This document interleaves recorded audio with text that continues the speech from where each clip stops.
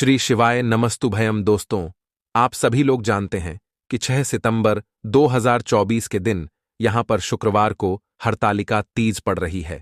इसीलिए दोस्तों, इस दिन का महत्व बहुत ही ज्यादा बड़ा होता है, क्योंकि यह हरतालिका तीज भाद्रपद महीने में पड़ रही है।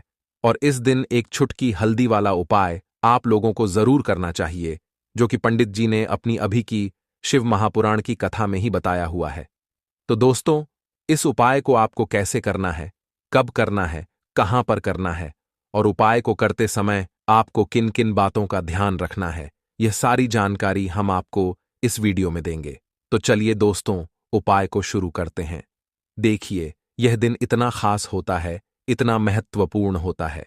देखा गया है, कभी कभी बड़े बड़े पूजा पाठ अनुष्ठान से जो मनोकामना पूर्ण नहीं होती है, वह शुक्रवार हरतालिका तीज के दिन एक छोटे से उपाय करने से ही आपकी मनोकामना पूर्ण हो जाती है। और बहुत सारे लोगों ने इस उपाय को किया भी है और उनको इस उपाय को करने का फल भी जरूर मिला है। अगर आप लोग भी इस उपाय को 6 सितंबर 2024 के दिन यहां पर शुक्रवार हरतालिका तीज के दिन करना चाहते हैं, तो आप इस उपाय को पहले अच्छे से समझ लेना, सुन लेना, उसके बाद करना। आपको इस उपाय का फल जरूर मिलेगा। और इस उपाय को करने से आपके घर में चाहे किसी भी प्रकार की दुख और समस्या क्यों ना चल रही हो, आपको उसका कारण भी नहीं पता है कि भाई ये समस्या किस कारण से चल रही है, उसका कुछ भी कारण हो सकता है। जैसे पितृदोष हो सकता है, या किसी भी तरह का मंगल दोष भी हो सकता है, और भी बहुत तरह के दोष होते हैं, कुछ भी हो सकता है। पर आपको इस उपाय को करने के लिए अपने दोष को पता लगाने की भी जरूरत नहीं है। 6 सितंबर 2024 के दिन यहां पर भाद्रपद शुक्रवार हरतालिका तीज के दिन इस एक छुटकी हल्दी वाला उपाय को आप लोगों को कर लेना है। दोस्तों, अब हम समझते हैं इस वाले उपाय को हमें करना किस समय है। तो सबसे पहली बात दोस्तों, हम समझते हैं कि यह हल्दी वाला उपाय करना किसको है। तो देखिए, यहां पर सीधी सी बात है कि यह हल्दी वाला उपाय जो है, यह किस लिए किया जा रहा है। यह मनोकामना को पूर्ण करने के लिए किया जा रहा है, या आपके जीवन में जो दुख और परेशानियां हैं उनको दूर करने के लिए किया जा रहा है, या आपका कोई बड़ा काम है जो कि नहीं हो पा रहा है, आप उसके लिए इस उपाय को कर सकते हो। तो सीधी सी बात यह है कि आप अपनी किसी भी प्रकार की मनोकामना के लिए इस वाले उपाय को कर सकते हो। तो यह उपाय वह व्यक्ति कर सकता है जिस व्यक्ति को अपनी किसी भी प्रकार की मनोकामना भगवान शिवजी से पूर्ण करवानी हो। और अगर कोई भी माताएं बहनें जो है अपने घर की सुख और शांति के लिए, घर में धन समृद्धि को बढ़ाने के लिए यह वाला उपाय करना चाहती है, तो घर की जो बड़ी माताएं बहनें होंगी वह इस हल्दी वाले उपाय को विशेष रूप से करें, क्योंकि माताएं बहनें घर की लक्ष्मी होती हैं। और जब घर की लक्ष्मी कोई विशेष उपाय करती है तो उसका फल ही बहुत जल्दी मिल जाता है और बहुत बड़ा होकर मिलता है। अन्यथा इस उपाय को कोई भी व्यक्ति कर सकता है, चाहे वह बड़ा हो, चाहे वह छोटा हो, चाहे वह बच्चा हो। जिस व्यक्ति को यह हल्दी वाला उपाय समझ आ गया, वह व्यक्ति इस हल्दी वाला उपाय को हरतालिका तीज के दिन जरूर करे, क्योंकि उसको इस उपाय को फल बहुत ही जल्दी मिल जाएगा। क्योंकि 6 सितंबर 2024 के दिन यहां पर शुक्रवार हरतालिका तीज के दिन भगवान शिव और भोलेनाथ जी, भगवान जी बहुत आसानी से प्रसन्न हो जाते हैं। तो आइए अब हम समझते हैं कि इस हल्दी वाला उपाय को आपको करना कैसे है, और इस उपाय को करने का जो समय है वह क्या है। तो देखिए, इस शुक्रवार एकादश के दिन किए जाने वाले यह एक छुटकी हल्दी वाला उपाय जो उपाय है, यह मुख्य रूप से सुबह के समय होगा। किस समय होगा? सुबह के समय होगा। आपको कोशिश यही करनी है कि सुबह के समय हम इस हल्दी वाला उपाय को कर लें। पर किसी कारणवश अगर आप सुबह इस उपाय को ना कर पाओ, आपको कहीं काम से जाना हो या किसी और काम की वजह से आप उपाय को ना कर पाओ, तो आपके पास फिर दूसरा मौका रहेगा, जो कि शाम के समय का रहेगा, प्रदोष काल का रहेगा। अब भाई, प्रदोष काल का समय भी बहुत ही लोगों के मन में प्रश्न बन जाता है कि भाई ये समय होता कब है, कितने बजे से लेकर कितने बजे यह समय होता है, ताकि हमें उपाय के लिए जो है करने का समय पता लग जाए। तो हम आपको बता दें, प्रदोष काल का जो एक समय होता है, शाम का समय वह होता है शाम के 6 बजे से लेकर शाम के 7 बजे के बीच का। इस समय के बीच में आप उपाय को करेंगे तो आपको उस उपाय का जरूर फल मिलेगा। तो शाम के 6 बजे से लेकर शाम के 7 बजे के बीच में आप लोग इस हल्दी वाला उपाय को कर सकते हो। तो भैया बहुत सारे लोग यहाँ पर ये प्रश्न भी जरूर करेंगे कि भाई हम तो नौकरी पर जाते हैं, हम अपनी ड्यूटी पर जाते हैं और आने में हमें देर हो जाती है, तो उस जगह पर हमें क्या करना चाहिए? तो देखिए, उन लोगों को भी टेंशन लेने की जरूरत नहीं है। अगर आप लोग इस उपाय को शाम के समय प्रदोष काल में कर रहे हैं और अगर आपको आने में देरी भी हो जाती है, आप आने में 7 बजे तक आप नहीं पहुंच पाते हो, तो भाई आप 7 या रात 8 बजे तक भी अगर उपाय को करोगे तो भी चल जाएगा।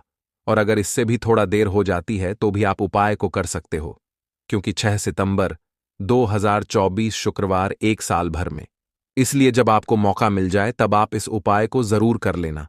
कोई भी उपाय हो, आप कभी भी कर सकते हो। हरतालिका तीज के दिन बस कोशिश करना कि समय के थोड़ा मतलब अंतर्गत ही कर लो, पर किसी कारणवश अगर ना कर पाओ तो फिर आप थोड़ा देरी से भी कर सकते हो, आपको उपाय का फल जरूर मिलेगा। तो देखिए, हरतालिका तीज के दिन पर विशेषकर भोलेनाथ जी का पूजन किया जाता है। अब साथ ही साथ शुक्रवार का दिन भी पड़ गया है, तो ऐसा समझ लीजिए आपके जीवन में धन भी आएगा, सुख भी आएगा, धन बढ़ेगा भी, और साथ ही साथ आपके जीवन के सारे संकटों को भगवान शिव जी दूर कर देंगे। तो चलिए सबसे पहले बात कर लेते हैं सबसे पहले उपाय की, जो कि हरतालिका तीज वाले दिन आपको विशेषक करना है। और इस उपाय को करने से आपकी कोई भी ऐसी इच्छा, कोई भी विश जो अभी तक अधूरी है, पूरी नहीं हो रही है, तो आपकी बड़ी से बड़ी विश और मनोकामना भी पूरी हो जाती है जब आप हरतालिका तीज वाले दिन इस पहले उपाय को कर लेते हैं। तो देखिए, आप सभी जानते हैं कि भोलेनाथ जी और कृष्ण जी जो हैं, उन्हें तुलसी दल सबसे प्रिय है। बिना तुलसी माता के भोलेनाथ जी अधूरे हैं और बिना तुलसी पत्तों के भोलेनाथ जी का भोग अधूरा है। अब भोलेनाथ जी को प्रसन्न करके आप अपनी मनोकामना को पूरा कर सकते हैं, क्योंकि भोलेनाथ जी अगर प्रसन्न हो गए तो आपकी कोई भी विश और इच्छा, मनोकामना अधूरी नहीं रहेंगी। तो आपको तुलसी के 5 पत्ते लेने हैं। अब जिस दिन कृष्ण हरतालिका तीज है, उस दिन तुलसी के पत्ते ना तोड़े, पहले से ही तोड़क रख ले। अब यह 5 तुलसी के पत्ते जो आपने लिए हैं, ये 5 तुलसी के पत्ते आपको भोलेनाथ जी को अर्पित करने हैं, अपने घर के मंदिर में ही। ठीक है, ऐसा आपको करना है। आपके घर में भोलेनाथ जी की कोई मूर्ति है, या श्री कृष्ण की मूर्ति है, या लड्डू गोपाल है, प्रतिमा है, वहां पर यह 5 तुलसी के पत्ते आप रखें और साथ ही साथ एक देसी घी का दीपक गोल बाती का आपको लगाना है और ओम नमो भगवते वासुदेवाय नमः इस मंत्र का आपको 11 बार जप करना है। देखो मंत्र कौन सा है, ओम नमो भगवते वासुदेवाय नमः, और फिर भोलेनाथ जी से अपनी विश, अपनी इच्छा, अपनी मनोकामना कह देना है। और फिर देखना आपकी विश और इच्छा, जो भी आपकी मनोकामना है, जो भी अपने जीवन में आपको चाहिए, अगर निर्धनता बहुत है, आप अपने घर से गरीबी को दूर करना चाहते हैं, या फिर धन आपका बढ़ाता नहीं है, आप चाहते हैं कि आपका धन बढ़े, या फिर आपके घर में फिजूल खर्ची बहुत होती है, पैसा आपके पास नहीं रुकता है, आप चाहते हैं कि पैसा आपके पास रुके, या फिर घर में कोई व्यक्ति ऐसा है जो बहुत बीमार रहता है, या फिर किसी का विवाह नहीं हो पा रहा है, तो जो भी आपकी इच्छा है, जो भी आपके विश है, बस एक बार भोलेनाथ जी से कह देना, क्योंकि शुक्रवार भी इस दिन है, साथ ही 7 साल का सबसे बड़ा महीना है। यह दिन इतना उत्तम है कि जो भी आप भोलेनाथ जी से मांग लेंगे, जो उनसे कह देंगे, वह आपकी विश, आपकी मनोकामना को बहुत जल्दी पूरा कर देंगे। तो यह पहला उपाय है।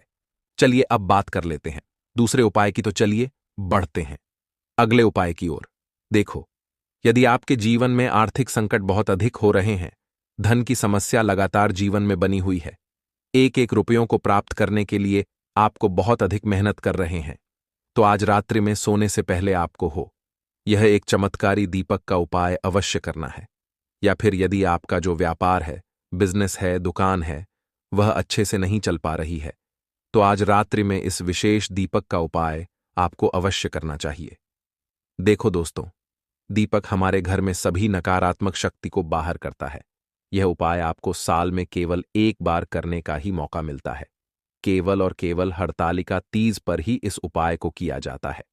देखिए, इस उपाय के लिए आपको तुलसी जी की जो सूखी लकड़ी होती है, उसे ले लेना है। देखिए दोस्तों, यदि आपके पास पुरानी तुलसी जी की लकड़ी है तो उसे आप ले सकते हैं, और यदि आपके घर में तुलसी जी जो लकड़ी है वह सूखी हुई है तो उसकी लकड़ी आप तोड़ करके इस्तेमाल कर सकते। लेकिन आपको ध्यान रखना है कि सूर्यास्त से पहले पहले ही आपको यह जो तुलसी जी की लकड़ी है, इससे अवश्य ही तोड़ लेना है। और आज के दिन लकड़ी को नहीं तोड़ना है। तो इस उपाय के लिए आपको सबसे पहले तो एक मिट्टी का दीपक लेना होगा, चाहे तो आटे का दीपक भी ले सके, क्योंकि आटे का दीपक सभी दीपक में सर्वोत्तम माना गया है। इस दीपक के अंदर आपको शुद्ध घी का प्रयोग करना होगा और इससे दीपक के अंदर अपने जो तुलसी जी की लकड़ी ली है उसे भी रख देना है। लेकिन ये जो तुलसी जी की लकड़ी है, इसमें आपको चारों तरफ अच्छे से घी लगा लेना है। देखिए, गुरुजी ने बताया है कि जो तुलसी जी की लकड़ी है, यदि आप उपाय करते हैं और बहुत ही शीघ्रता से जल जाती है, तो इसके लिए आपको एक कार्य करना है। आपको थोड़ी सी रुई ले लेनी है और उस रुई को आपने जो तुलसी जी की लकड़ी ली है उस पर अच्छे से चारों तरफ लपेट देनी है। तुलसी जी की लकड़ी के ऊपर रोई लपेटने के बाद इसे आपको पूरा घी के अंदर डुबो लेना है। अब इसे आपको बाती के रूप में प्रयोग करना है। अब दोस्तों, इस दीपक को आपको प्रज्वलित कहाँ करना है? तो इस दीपक को आपको या तो भगवान भोलेनाथ जी के सामने प्रज्वलित करना होगा, या फिर आपको भगवान श्री राम के सामने प्रज्वलित करना होगा, या फिर भगवान कृष्ण के सामने, यानी कि भगवान भोलेनाथ जी के जो भी अवतार हैं उनके सामने आप यह दीपक प्रज्वलित कर सकते हैं, या फिर आप इससे दीपक को माता तुलसी जी के सामने भी प्रज्वलित कर सकते हैं। पूज्य गुरु जी ने बताया है कि जो भी व्यक्ति इस प्रकार से तुलसी जी की डंडी से यह दीप दान कर देता है, उसके जीवन में कभी भी धन की समस्या नहीं होती है। इसीलिए आपको यह पूरे साल में केवल एक बार ही मौका मिलता है। इस उपाय को करके देखना, आपकी सभी इच्छा जरूर पूर्ण होगी। यह जो उपाय है, रात्रि में सोने से पहले करना है। बात करते हैं अगले उपाय ऊव की। अब बताते हैं तुलसी के गमले में आपको वह कौन सी चीज डालनी है जिस उपाय को करने से आप अपने जीवन में महाधनी बन जाएंगे।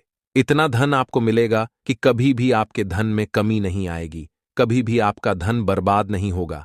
आपके पैसे की बर्बादी बिल्कुल आपके जीवन से रुक जाएगी। और जो लोग कहते हैं कि घर में पैसा तो आता है, पैसा रुकता नहीं है और पैसा बढ़ाता नहीं है, वृद्धि नहीं हो रही है, उन्हें भी विशेष यह दूसरा उपाय हरतालिका तीज वाले दिन जरूर करना चाहिए। तो देखिए, पहले ही आपको बता दिया कि भोलेनाथ जी की पूजा और उनका भोग श्री मतलब तुलसी मैया के बिना अधूरा है ना? और तुलसी मैया जो है वह भोलेनाथ जी के बिना अधूरी है। तो देखिए, जब भी आप तुलसी का कोई उपाय करेंगे तो सीधे सीधे आप भोलेनाथ जी को प्रसन्न कर लेते हैं। अब व्यक्ति को, यानी जो भी व्यक्ति है, किस व्यक्ति को कितना धन देना है, ये भोलेनाथ जी के हाथ में होता है धन देने का काम। मां लक्ष्मी करती है, जो कि मां तुलसी का ही एक रूप है। मां तुलसी जो है यह माता लक्ष्मी का ही स्वरूप है ना? तो आपको करना क्या है? आपको लेनी है यहां पर हल्दी पिसी हुई, जो कि भोलेनाथ जी से जुड़ी हुई है, आपके गुरु ग्रह से जुड़ी हुई है, आपकी कुंडली में गुरु को मजबूत करती है, सुख सौभाग्य को खींचने का काम करती है, धन को बढ़ाने का काम करती है। तो एक छुटकी पिसी हुई हल्दी आपको लेनी है, और ये पिसी हुई सूखी हल्दी ही आपको अपने गमले में, तुलसी का पौधा जिस गमले में लगा है उसमें अच्छे से इस हल्दी को डालना है। ठीक है ना? और ओम नमो भगवते वासुदेवाय नमः इस मंत्र का जाप करना है। कितनी बार? कम से कम 11 बार जाप करना है ओम नमो भगवते वासुदेवाय नमः इस मंत्र का जाप करते रहना, और हल्के हल्के से तुलसी के पौधे में आपको पूरे गमले में पिसी हुई हल्दी का छिड़काव करना है। तो देखिए, जो व्यक्ति इस उपाय को हरतालिका तीज के दिन कर लेता है, समझ लीजिए अपने जीवन से नहीं आने वाली 7 पीढ़ियों के जीवन से निर्धनता और गरीबी को दूर कर देता है। क्योंकि हल्दी जो है ना, यह साधारण नहीं है। हल्दी इतनी उत्तम होती है कि रातों रात आपके जीवन में चमत्कार करती है। आपने देखा होगा कि कोई भी शादी होती है, विवाह होता है ना? कोई भी ऐसा शुभ काम हम करते हैं उसमें हल्दी जरूर लेते हैं। गृह प्रवेश जब हम करते हैं तो हल्दी के स्वस्तिक का निर्माण करते हैं। कोई भी अच्छा काम करने जा रहे हैं, हल्दी उसमें लेते हैं। और हल्दी जो है यह आपके गुरु ग्रह को मजबूत कर देती है। अगर कुंडली में गुरु कहीं ना कहीं मजबूत है तो इससे उत्तम उपाय आपको ऐसा समझिए, हरतालिका तीज का मिलेगा नहीं। बहुत ही उत्तम उपाय है। तुलसी के गमले में एक चुटकी पिसी हुई हल्दी डालना है, तो यह बहुत ही उत्तम उपाय है। इस उपाय को आप जरूर करें। हरतालिका तीज वाले दिन और साल का सबसे बड़ा ये दिन है। तो इस उपाय को करने से भोलेनाथ जी आपसे ना केवल प्रसन्न होते हैं, आपसे इतना प्रसन्न हो जाते हैं कि जीवन में कभी आपके गरीबी और निर्धनता को नहीं आने देते हैं। तो चलिए अब बात कर लेते हैं अपने तीसरे उपाय की, जो कि मुख्य द्वार से जुड़ा हुआ है। और यह उपाय है स्थिर लक्ष्मी के वास के लिए। ऐसा पैसा आपके घर में आएगा जो आपके घर में ही रुकेगा। ऐसा पैसा कभी आपके घर में नहीं आएगा जो आपके घर से जाएगा और विशेषकर फिजूल खर्ची में जाएगा। अब आधे से ज्यादा लोगों की यही समस्या होती है कि घर में पैसा तो आता है लेकिन बहुत जल्दी घर से चला जाता है या फिर फिजूल खर्ची में चला जाता है। तो धन की बर्बादी जिन लोगों के घर में हो रही है उन्हें विशेषकर यह तीसरा उपाय करना है, या जिन लोगों के पास बिल्कुल पैसा आना बंद हो गया है सर पर लगातार कर्जा बरत रहा है, उन्हें भी यह तीसरा उपाय करना है। तो देखिए आपको फिर से क्या लेना है। हल्दी लेनी है, पीसी हुई, जो कि भोलेनाथ जी से ही जुड़ी हुई है ना। पीसी हुई हल्दी लेनी है और थोड़ा सा पानी डालकर उसका गारा गारा आपको पेस्ट बना लेना है। अब इसी हल्दी से आपको अपने घर में स्वस्तिक बनाने हैं। कितने स्वास्थिक एक स्वास्थिक आपको बनाना है अपनी तिजोरी पर, जिसमें आप पैसा रखते हैं। चाहे तो आप संदूक में रखते हैं, अलमारी में रखते हैं, जिस चीज में भी पैसा रखते हैं, बस वहां पर हल्दी से एक स्वस्तिक बनाना है दूसरा स्वास्थिक। आपको कहाँ बनाना है? अपने घर के मंदिर में, है ना। और 2 स्वास्थिक आपको बनाने हैं अपने घर के मुख्य द्वार पर बाहर की तरफ।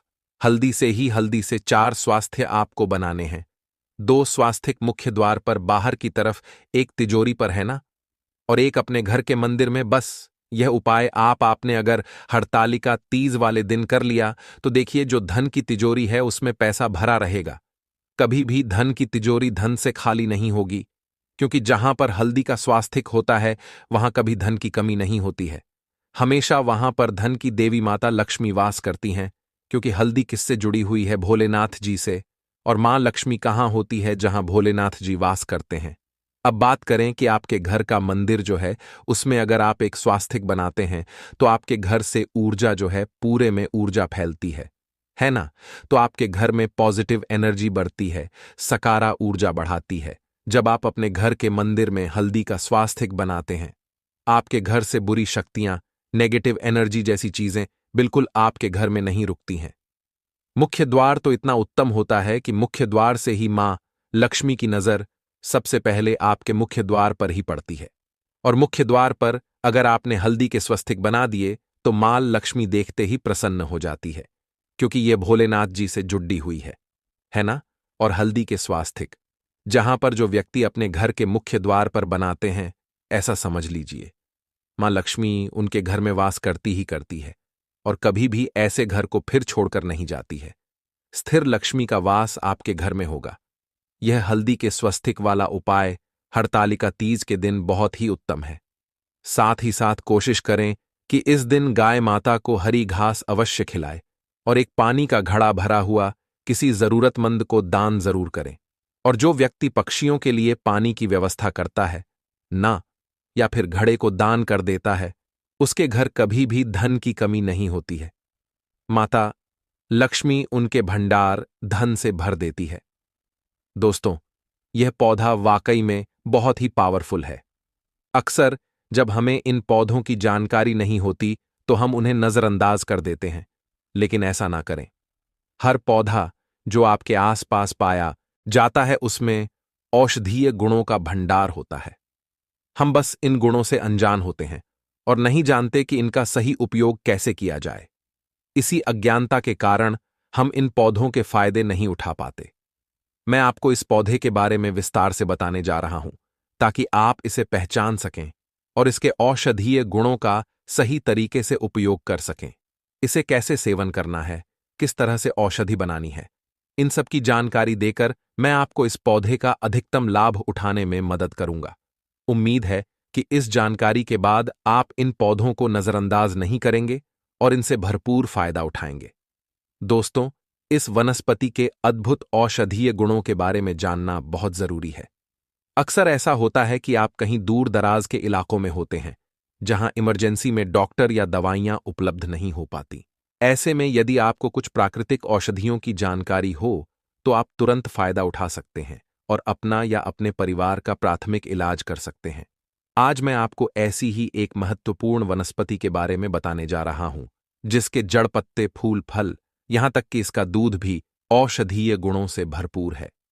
इस पौधे के हर एक अंग के इस्तेमाल से अद्भुत लाभ मिल सकते हैं। इसका दूध इतना फायदेमंद है कि आप सोच भी नहीं सकते। इसके जड़ पत्ते और अन्य का सही उपयोग करना बहुत महत्वपूर्ण है और इसके सेवन के लिए कुछ विशेष सावधानियों का पालन करना भी जरूरी है। मैं आपको इस वीडियो के माध्यम से बताऊंगा कि इस औषधि का सेवन कैसे करना है और किन बातों का ध्यान रखना चाहिए। हालांकि इस पौधे का इस्तेमाल करते समय विशेष सतर्कता बरतनी पड़ती है और यदि आप इसे सही तरीके से उपयोग नहीं करते तो आपको लाभ नहीं मिल पाएगा। इसलिए वीडियो को पूरा और क्रम से देखें ताकि आप कोई महत्वपूर्ण जानकारी ना छोड़ें। यदि आप इसे बीच बीच में स्किप करते हैं या फॉरवर्ड करके देखते हैं तो आप कई महत्वपूर्ण बिंदु मिस कर सकते हैं और हो सकता है कि आपको इसका सही फायदा ना मिले। अगर आप इसके सेवन के बाद लाभ नहीं महसूस करते तो इसका एक कारण यह हो सकता है कि आपने इसके उपयोग के निर्देश ठीक से नहीं समझे। इसलिए ध्यानपूर्वक और पूरे अनुक्रम में जानकारी प्राप्त करें। आज मैं आपको एक ऐसी औषधि के बारे में बताने जा रहा हूं जो आपकी कई स्वास्थ्य समस्याओं को हल कर सकती है। यह औषधि इतनी प्रभावशाली है कि इसका नियमित और सही इस्तेमाल आपको लाखों रुपए की महंगी दवाइयों और इलाज से बचा सकता है। वर्तमान समय में युवाओं के बीच एक सामान्य समस्या देखने को मिल रही है जो शारीरिक कमजोरी से जुड़ी है। पहले यह समस्या वृद्ध लोगों में ही देखने को मिलती थी, लेकिन अब युवा भी इस समस्या का शिकार हो रहे हैं। शारीरिक कमजोरी और ऊर्जा की कमी जैसी समस्याएं आम हो गई हैं और इसके बारे में खुलकर बात करना भी आसान नहीं होता। इस समस्या से पीड़ित हजारों लाखों युवा हैं जो इस बारे में किसी से बात नहीं कर पाते और चुपचाप इसे झेलते हैं। आपने टीवी पर रात के समय ऐसी औषधियों के विज्ञापन देखे होंगे जिनका उद्देश्य इसी प्रकार की समस्याओं का समाधान करना होता है। लेकिन दोस्तों, आपको इन महंगे उपचारों की आवश्यकता नहीं पड़ेगी, क्योंकि मैं आपको एक ऐसी प्राकृतिक औषधि के बारे में बताने जा रहा हूं जो पूरी तरह से सुरक्षित और प्रभावी है। इस औषधि का सही मात्रा में और सावधानी के साथ सेवन करने से आप अपनी आंतरिक कमजोरी को दूर कर सकते हैं और खुद को स्वस्थ और ऊर्जावान महसूस कर सकते हैं। लेकिन जैसा कि मैंने पहले कहा, इसे लेने की मात्रा और समय का ध्यान रखना बहुत जरूरी है। यदि आप इसका उपयोग सही तरीके से नहीं करेंगे तो इसका पूरा लाभ नहीं उठा पाएंगे। इसलिए इस जानकारी को ध्यानपूर्वक सुनें और समझें ताकि आप इसका अधिकतम लाभ उठा सकें। यह औषधि न केवल आपको शारीरिक रूप से मजबूत बनाएगी बल्कि आपके आत्मविश्वास को भी बढ़ाएगी। अक्सर लोग अपनी शारीरिक कमजोरी की वजह से मानसिक रूप से भी कमजोर महसूस करते हैं, लेकिन यह औषधि आपकी उस कमजोरी को दूर करके आपको बेहतर जीवन जीने में मदद करेगी। दोस्तों, यह जानकारी आपके लिए अत्यंत लाभकारी हो सकती है, इसलिए इसे ध्यान से देखें और समझें। तो इस तरह के औषधियों के बारे में मैं वहां पर पहले क्या होता था कि दीवार पे और ऐसे होल्डिंग लगाई जाती थी।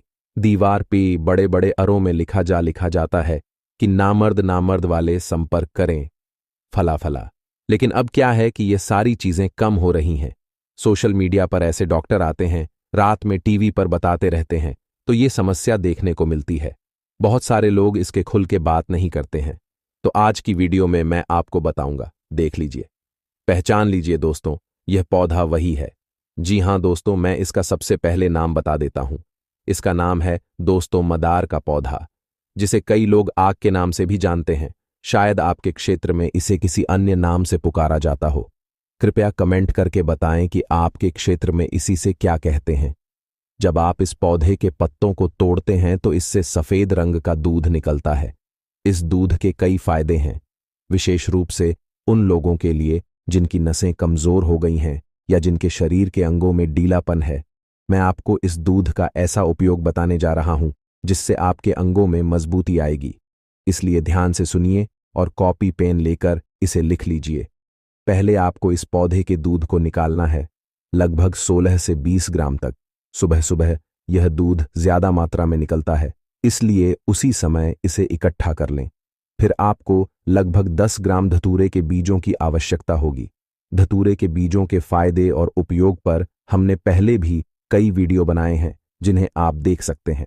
अब आपको 100 ग्राम सरसों का तेल लेना है और इसे धीमी आंच पर गर्म करना है। जब तेल गर्म हो जाए तो उसमें 10 ग्राम धतूरे के बीज डालकर पकाएं। जब बीज काले पड़ जाएं तो इस तेल को छानकर अलग कर लें और इसे ठंडा होने दें। इसके बाद दोबारा उसी तेल को धीमी आंच पर रखें और उसमें 16 से 20 मिलीलीटर मदार का दूध डालें। ध्यान रहे, इसे धीमी आंच पर पकाना है। जब दूध पूरी तरह से पक जाए और काले रंग में बदल जाए तो इसे उतार लें और किसी साफ सीसी में स्टोर कर लें। अब इसका उपयोग कैसे करना है, इसे ध्यान से सुनिए। रात में सोने से पहले अपने प्राइवेट अंगों के ऊपरी हिस्से को छोड़कर निचले हिस्से में इस तेल की 2-3 बूंदें डालकर हल्के हाथों से मालिश करें। मालिश कम से कम 10 मिनट तक करें। इस प्रक्रिया को नियमित रूप से करने से आपके नसों में मजबूती आएगी और धीरे धीरे लूजनेस की समस्या समाप्त हो जाएगी। यह नुस्खा बहुत प्रभावी और आजमाया हुआ है। हालांकि अगर आपको एलर्जी हो जाती है, जैसे दाने निकलना या जलन होना, तो इस प्रयोग को तुरंत बंद कर दें। जिन्हें एलर्जी की समस्या नहीं होती, वे इसे लगातार 16 से 20 दिन तक इस्तेमाल कर सकते हैं।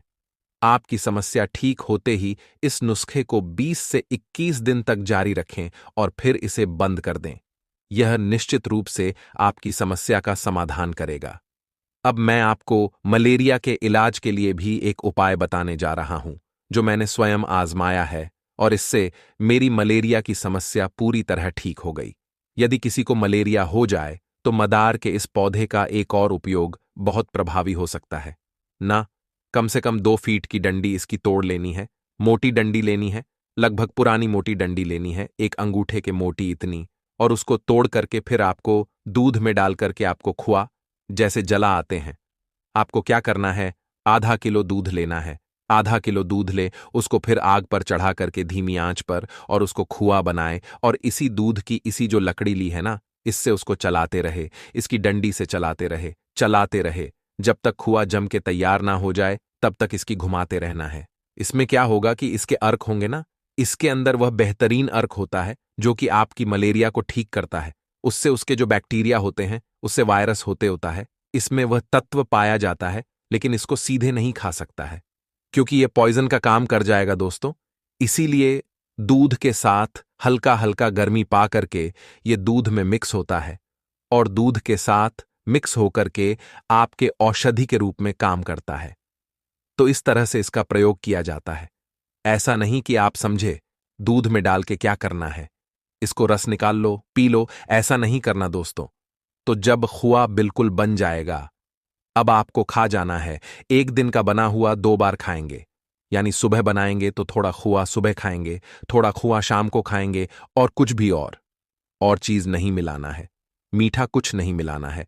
इस तरह से आपको सिर्फ 2 दिन खाना है। 2 दिन में ही आपकी मलेरिया चुमंतर हो जाएगी। दोस्तों, आजमाया गया नुस्खा बता रहा हूं।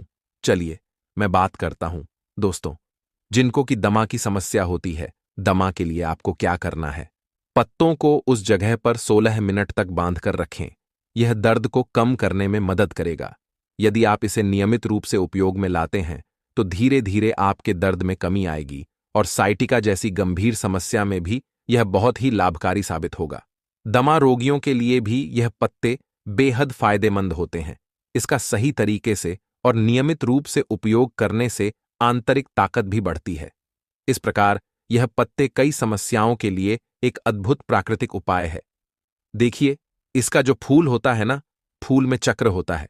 आप जब इसको तोड़ेंगे तो बीच में एक आपको लौंग की तरह होता है, जैसे लौंग होता है, लौंग देखें ना, तो वह लौंग इसके अंदर से निकाल लीज। जब इसके पंखुड़ियों को हटा देंगे तो बीच में लौंग जैसे एक आपको मिल जाएगा। तो इसको बोलते हैं कि यह इसको ऐसे नाम दिया गया क्योंकि लौंग जैसा दिखता है। आयुर्वेद में जिसे हम लौंग कहते हैं, वह वास्तव में मदार के फूल से प्राप्त होती है। इस लौंग को प्राप्त करने के लिए पहले इसे इकट्ठा किया जाता है और फिर छाया में सुखाकर इसका पाउडर बनाया जाता है। इस लौंग का प्रयोग बहुत ही सीमित मात्रा में किया जाता है। उदाहरण के लिए इसके पाउडर का प्रयोग चावल के दाने के बराबर मात्रा में किया जाता है।